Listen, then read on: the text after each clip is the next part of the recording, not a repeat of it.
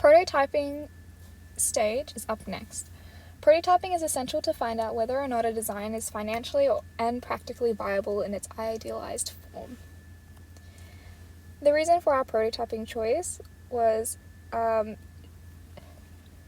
to use the most viable and most accessible platform, and that would be the mobile phone.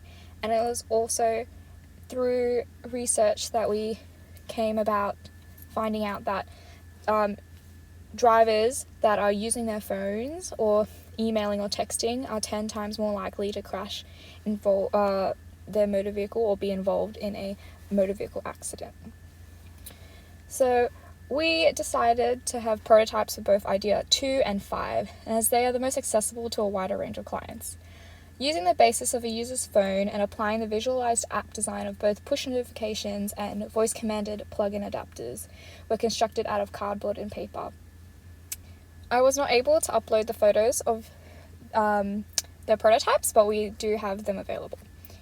So during prototype 1, which was for Idea 5, we realized that the talk-to-text option, which is much more popular, was very similar to what this product could provide for the users.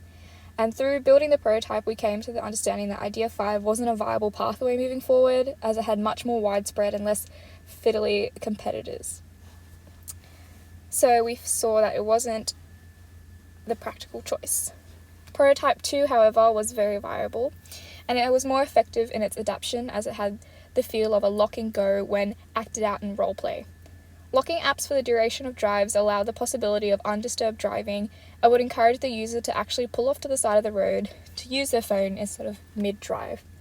And we also asked a few people that were in our ideal target audience which they would prefer, and these were their opinions. So for Idea 2, which was prototype 2, they said they'd like to play music in their car, and they don't think that the extra plug-in would have been better. And this is for the first one. And they said that they don't like having earphone jacks in, and that it's more Apple friendly, and that they always have to leave it in their car and they would find it kind of tiresome. Whereas the app seemed more viable for them, and it would be appropriate for the younger generation as it's more oriented towards like map use and locking and using a mobile phone in a more heavier way, and it might not be appropriate for those who are not as smartphone friendly.